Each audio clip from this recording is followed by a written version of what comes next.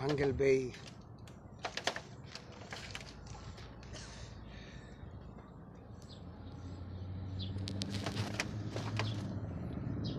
Guys, napunta diri nag-fishing ta pero nag-bait and wait ko.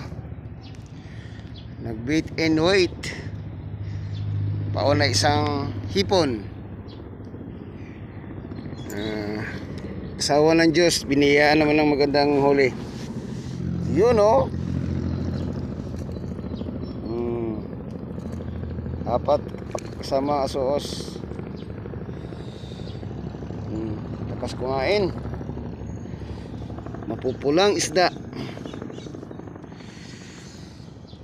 Malapit na tayo mo, malapit mo maubos yun.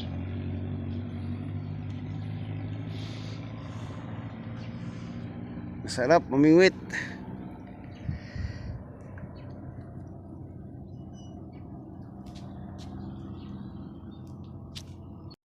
Dito na naman tayo guys sa Pangal Bay.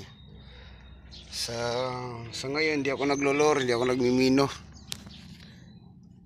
Nagbibitinwit ako. Gamit ko isang pamain na hipon at mabisa.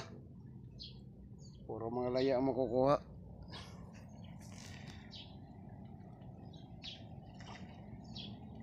Talagang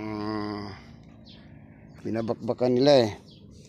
Ito guys oh, kuha ko. Pulang pula. Pulang pula, tatlong good size.